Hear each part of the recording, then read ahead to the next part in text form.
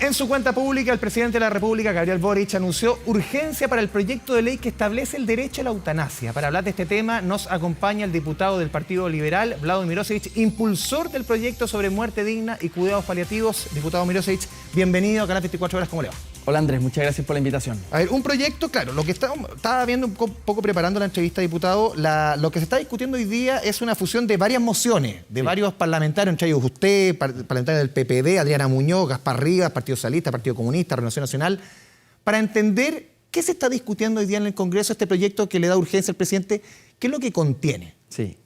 Bueno, este es un proyecto que ya aprobamos en la Cámara de Diputados y Diputadas y contiene dos grandes causales. Una enfermedad terminal, es decir, la ciencia ya llegó a su límite, no puede ofrecer una curación, por lo tanto, la muerte está próxima en el tiempo, ¿no? Ese es un primer tipo de enfermedades que entrarían en este derecho a morir con dignidad.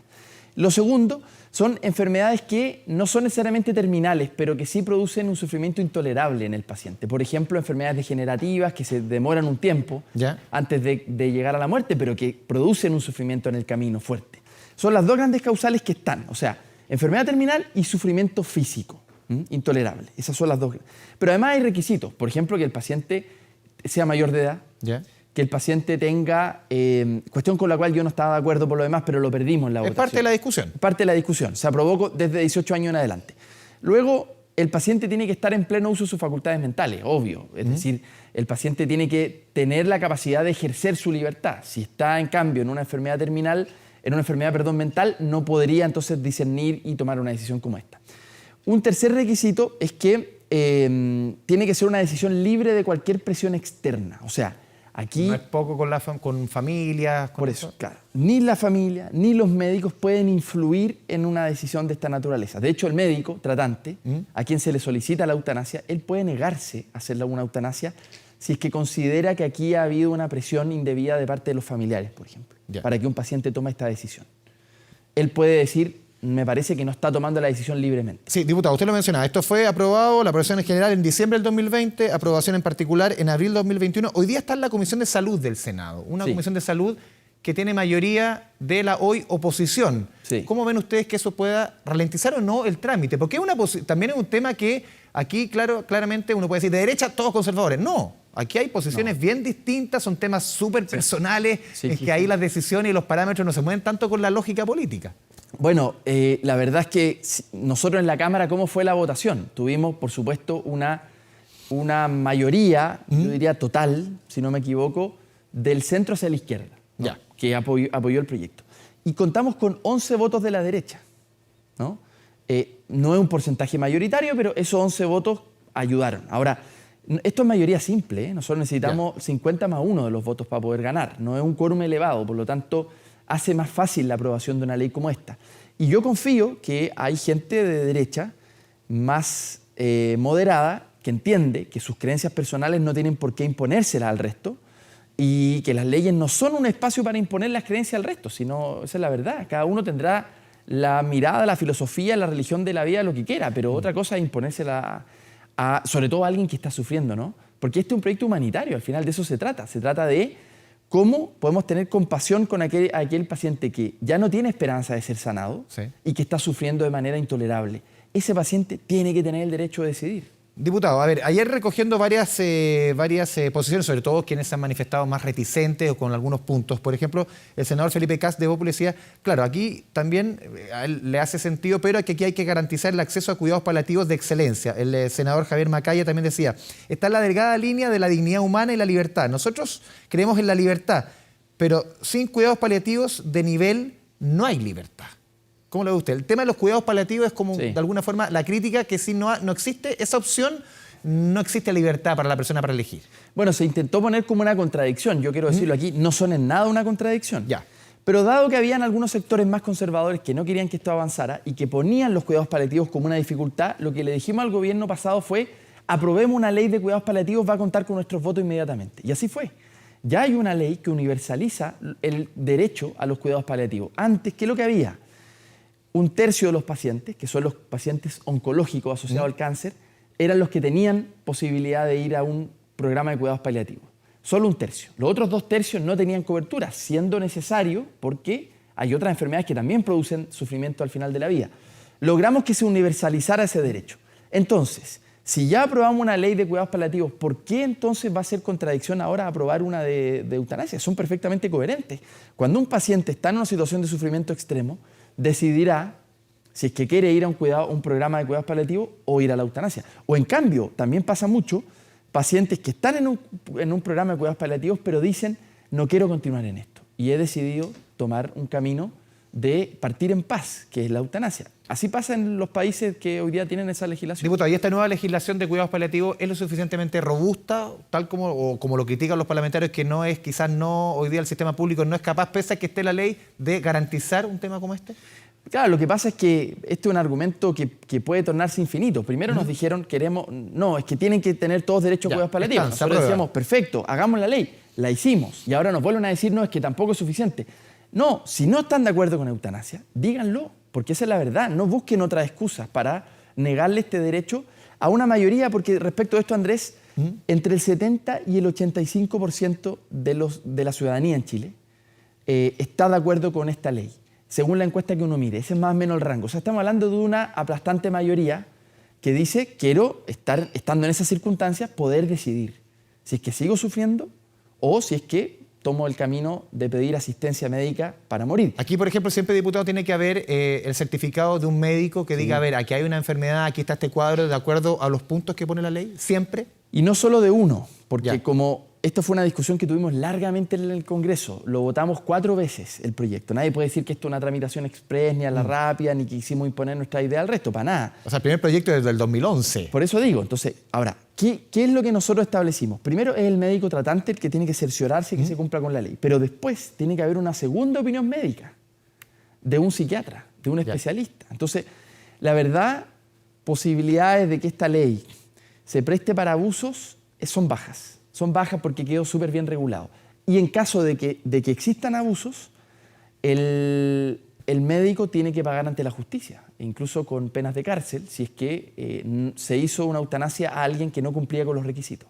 Una persona, por ejemplo, que decide y se dispone de este procedimiento, pero se arrepiente antes, obviamente, ¿puede hacerlo? Por supuesto, puede hacerlo hasta el último minuto. Puede hacerlo hasta justo antes que el médico le practique lo que generalmente... Siempre el médico. Aquí no se habla de un suicidio asistido. El proyecto contiene ambas fórmulas. Ya, perfecto. Eso es bueno. Y aquí, ¿cuál es la diferencia? En la eutanasia, el paciente pide a un equipo médico que le practique, a través generalmente de una inyección letal, que no le produce sufrimiento al paciente. Más bien lo sedan, lo duermen y luego fallece de manera lo más pacífica y tranquila posible después de haberse despedido con su familia. Muchos de ellos lo hacen en sus casas. Esto en los países que nosotros hemos estudiado así sucede. Porque, bueno, esto es un gesto humanitario, ¿no? De eso se trata, de poder despedirse de la familia y partir en paz. ¿Y cuál es el suicidio asistido? Es que el paciente solicita al equipo médico que le receten un medicamento, un veneno letal, que él se lo autoingiere. O sea, la participación del médico es más indirecta en el caso del suicidio asistido. En el caso de sufrimiento, usted lo mencionó al principio, pero es bueno ir delineando y repetir los conceptos. Sufrimiento de carácter psíquico. ¿Qué pasa en ese...? Esa era la tercera causal de la ley, pero que se rechazó en la Cámara. ¿Se puede cambiar en el Senado, por ejemplo? Se podría reponer en el Senado. Toda la legislación que nosotros hemos estudiado en el mundo contiene enfermedades terminales, sufrimiento físico y sufrimiento psíquico también. El caso de la película Mar Adentro, ustedes se recordarán, una persona que está 30 años postrado, caso icónico, 25 años postrado, no tiene sufrimiento físico porque no siente su cuerpo, porque es tetrapléjico, tampoco es enfermedad terminal, o sea, lleva 25 años, 30 años postrado. ¿Qué pasa en ese caso? Un paciente que se siente preso de su cuerpo. Yo creo que tiene que estar contenido, pero eso lo perdimos. Hoy día menores de edad también quedan fuera. Quedaron fuera menores de edad y sufrimiento psíquico quedó fuera también. Diputado, el Colegio Médico, ¿cuál es la posición del Colegio Médico frente a este tema? Bueno, el Colegio Médico hizo una encuesta hace 2 años atrás, donde había una mayoría de médicos en Chile que estaban de acuerdo con que se legislara, cercano al 60 y algo %. ¿Mucha objeción de conciencia? No, cuando le preguntan luego, ¿usted está de acuerdo con practicarlo usted? Ahí disminuye un poco, pero estamos hablando sobre el 50% de médicos que en Chile dicen, estoy de acuerdo con que se legisle y yo sí, si es que un paciente me lo solicita y cumple con los requisitos, yo sí practicaría la eutanasia. Conversando con varios doctores en otras entrevistas respecto a este mismo tema, muchos que están a favor, como dice usted, que también lo practicarían si así se dispone, pero la experiencia que ellos comentaban en otros países es lo que sucede también con el entorno, las familias, que muchas veces hay una carga respecto a esta decisión que se toma, que no es fácil, y pese a que haya muerto la persona, se termina el dolor, obviamente hay una carga hacia la familia que hay que tratar también. Incluso los mismos médicos que toman la decisión también terminan súper afectados. También eso se aborda acá, de acuerdo a experiencias en otros países, que se ha adoptado que hay de alguna manera estos costos alternativos que quizás en un principio no se tenían en consideración. Bueno, aquí quiero partir con un reconocimiento. Los médicos paliativistas en Chile, que están organizados en una sociedad de medicina paliativa, son médicos que yo he visto su trabajo de cerca y médicos que realmente hacen un trabajo bien impresionante. Bien impresionante de acompañamiento de los pacientes que ya no tienen esperanza de vida, incluso acompañamiento en sus casas. Y la verdad es que ellos conviven con la vida, con la muerte, diariamente. Son experiencias bien traumáticas. Son experiencias bien traumáticas, pero ellos tienen vocación para acompañar y lo hacen con mucha vocación. Lo que yo he visto es que son muy cariñosos y que atienden y que están preocupados de aliviar el dolor todo lo que pueden. Pero quizás un doctor que no está acostumbrado a esto. Sí. No, en este caso la verdad cada médico tendrá que verlo.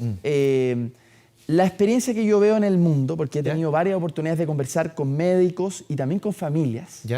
He conversado con familias que se le ha practicado la eutanasia al paciente y otros que se le ha denegado, porque también frente a solicitudes determinadas, los médicos dicen, si no cumple, tengo que denegarle esta posibilidad. He conversado con ambos casos.